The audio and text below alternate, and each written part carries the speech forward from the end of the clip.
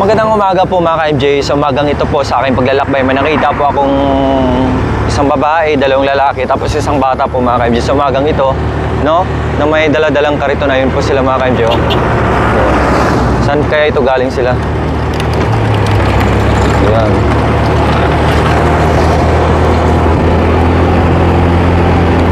So, babalikan po natin mga ka-MJ. Hanap lang po tayo ng space, no? Kaya para kahit paano po ay makausap po natin sila.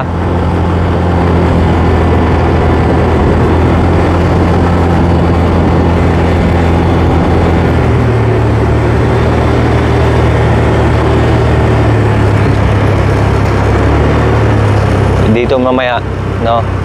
Salubungin ko muna mga ka-MJ para makita natin yung itsura. Ayan.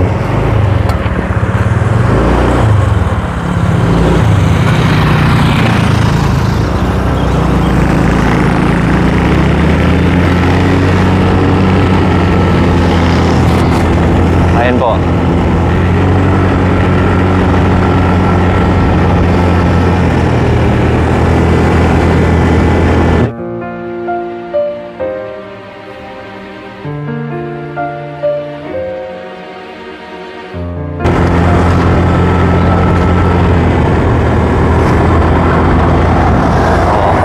Diba po mga ka-MJ, nakita nyo na po, no? So ngayon, babalikan ko na naman para subukan natin i-approach sila, kausapin, kumustahin kung saan po sila nanggaling. So, yan.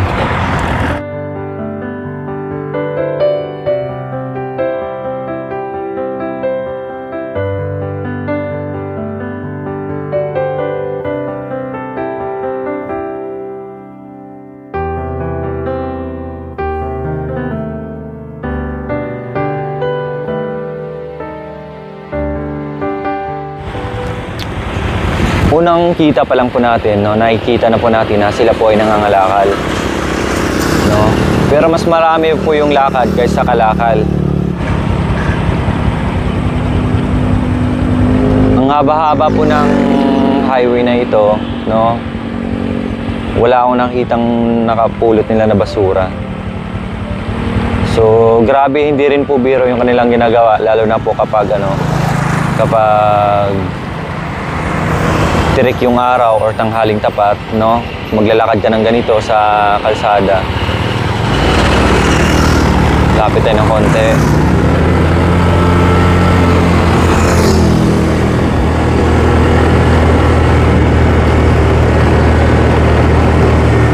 Ang dami-dami nila mga ka-MJ sa isang kariton. May isang lalaki may hawak na trolley. Ayun po. Oh, nandito na tayo sa space, subukan natin i-approach.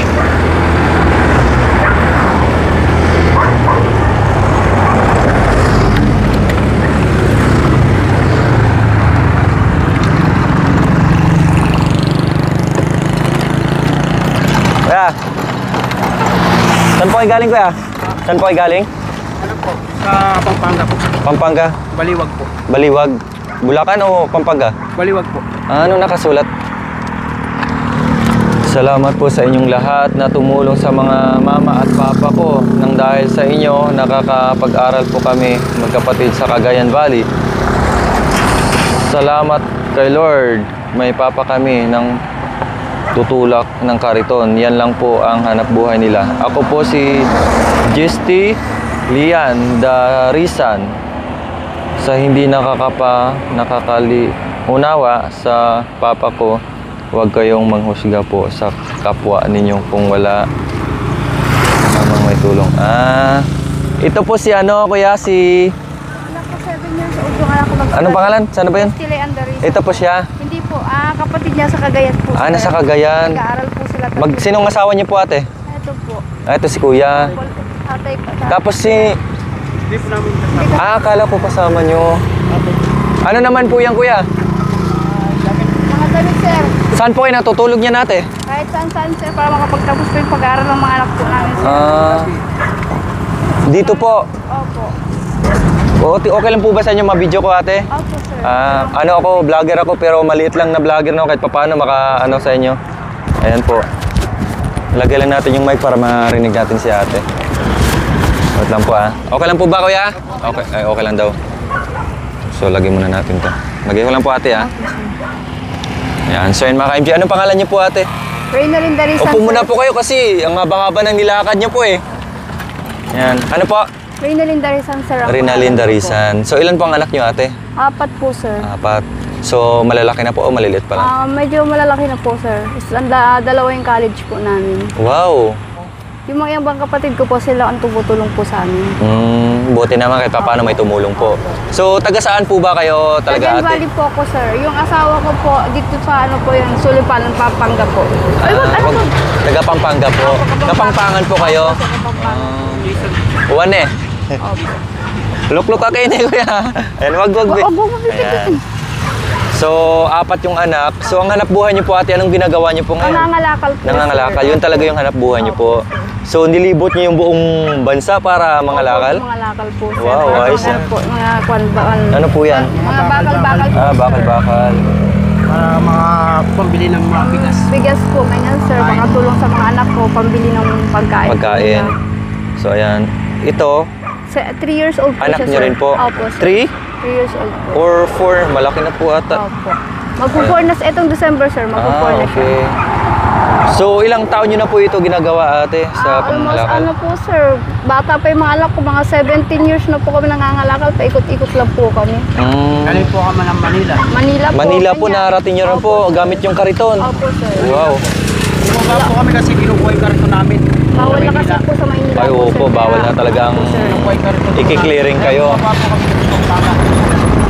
So, bakit napadpad po kayo dito sa Pangasinan? Ano, sir, para mangalakal po kami. Kasi sa dami po namin nangangalakal. Halos nasa Pampanga, Pangasinan. Libot po namin yan, sir. Para kumita ng pera, makapag-aral yung mga bata, makapagtapos ng pag-aaral. So, ito po yung pakita lang natin yung kariton nila mga ka-MJ. Ito po yung kanilang Makalat, sir. kariton. Makalat po, sir. Ayun po yung mga damit nila, oh. Tapos, may kaldero ako nakikita, kuya. Opo, sir. Dito na rin nagsasaing. po kayo nagsasaing. Opo, sir. Paano po yung tulugan nyo? Dito, tatanggalin po. Tatanggalin po namin yan, sir. Ah, sa Bali, gilid-gilid na meron din lang kami po. kala na binigay lang kahapon, sir. May tangki po binigay rin ng kwan, sir. Vlogger din po siya. Tama po para ano kasi mahirap manguha ng Tawa po kahoy sa kuya. amin. Umulan po. Ayan. Saan yun? Ayun. May kaldero nga po mga MJ. Mga gamit nila mga MJ oh. Kumbaga nandyan yung importante talaga mga MJ yung pagkain. Kasi mga tulugan magawa naman ng paraan mga MJ. Kahit tayo kaya naman natin matulog kahit ganun dito makakatulog tayo basta may sapin lang at wag umulan. Yan. So meron silang tinapay dito. Yan. Merinda nyo po yan? Opo, bigay po naman. Pati tupig, may tupig din po kasi yung dinaan nila kanina maraming nagtitinda ng tupig. So ayan. Po, sir. So Ate Rinalyn, ginagawa niyo po ito para sa Mga anak namin mga anak po. po para makapagtapos ng pag-aaral. Bunso niyo po ba ito? Opo, sir. So sumasama din po siya? Opo, sir. Next year po, sir, mag-aaral na kasi po, sir. May maiwan na rin sa Cagayan. Kami na lang po mag-asama mga Tama po, para ano. Ate Rinalyn, bakit ginagawa niyo po ito para sa mga anak niyo po? Para makapagtapos po ng pag-aaral, sir. Para hindi sila matulad po sa amin. Kasi po kami mag-asawa, mag-ghost grade 4 lang po. Ang asawa ko, grade 1 lang po. Talagang hindi kayo naghanap buhay ng iba ate, hindi kumbaga ikaw nagtatrabaho sa Nagtrabaho iba. din po ako, sir. Pero mahirap kasi kulang yung sinasahod sa boss. Sa pagkain araw-araw, syempre baon ng mga bata. Kulang po. Bakit ate, malaki po ba yung kinikita nyo dito sa ano? Maliit lang po, sir. Minsan kumikita naman kami kulang sa araw, 400, 300. Tapos, siyempre, hindi naman nagagas yung pagkain. Natabi po namin yung konti na ano po. Tapos ano, yan po yung nakalakal ng kita ko, doon Opo. wala na po. Kumain na po ba kayo? Ay po, sir, kakain na po kayo. May mga nagbigay po sa amin pagkain. Anong ulam niyo po? May bangus po sa kalyo na yan, bangus po dyan, sir. May Binigay po nila. ulam na pala Opo. sila. May So, mamay pa po kami kakain. Maglalakbay pa po. Kala ko kami. hindi pa kayo kain, kakain sana tayo sa karinderya. May baon-baon po pala kayo. Opo. Hindi po, sir, kasi tinatawag po kami ng bawat kalendarya po. Buti naman po. Mababait po yung mga dyan. Mababa po kami dito. So, pagkatapos po nito, sana po ay pupunta ngayon. Kung saan po kami mararating ng paa po namin, sir, po kayong Malakad-lakad maglalakad lang po. po. Lalakad po. Ito naman si Kuya. Anong pangalan niyo po, Kuya? Jason de la Cruz. Jason de la Cruz. Si Kuya po ay Kapampangan. Taga Pampanga po siya. Apalit. Pampanga. Oh, okay. Mababaw lang. So, ito mga ka-MJ, no? Talagang hindi na panibago sa atin ito, no? Kasi marami tayong... Oh, yan si tatay, napakabait to. Salamat tatay po. Thank you po sa tulong. Thank you, tay, ha? Po. Ano pangalan niyo po, tay? Fred Agustin. Oh, si Tatay Fred na nag-spray lang po dito sa palayan, eh nag-abot pa talaga ng tulong. Maraming salamat po tayo. God bless you po. Yan, thank you po. Ayan, di ba? Talagang kahit gaano kahirap yung buhay mga MJ, may mga tao pa rin po na handang tumulong po sa kanila sa maliit na bagay, makatulong man lang. Ayan, si Tatay Fred Agustino. Yan, nag-spray ng palayan. So, dadalhin sana natin sila mga MJ dyan sa kainan. Kumain na po pala sila. So, nakakabinta na kayo ngayon ate? Hindi pa po sir, bali lang, kahapon po nakabenta po kami ng 200 po sir. Dalawang- Tinabait po namin para Ano po yun? Iniipon nyo po yun? Opo, sir, iniipon po Tapos namin. pinapadala nyo po Opo, dun sa ano nyo? napadala po namin. Pero kami, ang asawa ko po umuwi sir. Cagayan po. Ah, umuwi. Opo, sir. Malayo yung Cagayan ah. Opo sir, namamasahe po siya sir, siya umuwi po. Mari ako lang ang nangangalakal. Ano, makakaano po kami ng motor namin. Kolong-kolong kahit na ano lang po. Yun ang maganda para hindi kayo mahirapan maglakad. Baka makakauwi lang po kami Cagayan. Ah, gusto niyo pong umuwi ng Cagayan, kuya? Po, para yung Yung 17 years niyo na ginagawa ito, Opo. ate. Opo sir. para po, minsan nababasa kami sa ulan. Yun ang mahirap pag umulan. Nung nakarang bagyo po, basang-basa po kami magkinakasama Oo. po yung benan ko Ang po. daming dalawang bagyo po yun. Opo, no? dalawang bagyo. Dito Pare po sa kami Rusi tinamaan po sa Pangasinan po. Pangasinan po kami na tatama. Sa Rusi na po kami na. Sa Rusi po. Kami na- Nag-stay. Ano po na kayo sa iba, ate? Hindi pa po sir. First time po namin. Ito ate, pambili ko to ng ano sana eh, ng ulam namin. Opo sir. So, bibigay ko na lang po sa iyo. Kahit pa paano makadagdag po sa iniipon nyo, pambili-bili nyo po ng bigas habang naglalakad po kayo.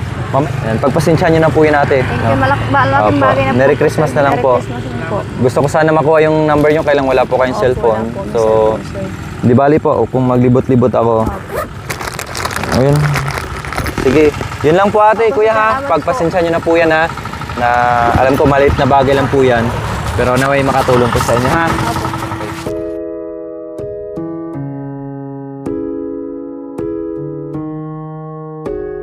So ayun po mga ka-MJ, patuloy sila sa kanilang paglalakbay. No? Ayan na nga po yung karito nila mga ka-MJ, medyo humiwalay na. Tumatabingi na po mga ka-MJ.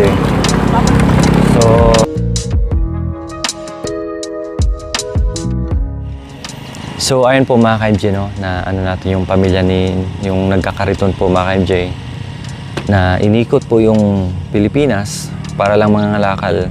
So, para sa akin mga ka-MJ, yung pangangalakal, no, kasi naranasan ko na rin po mangalakal.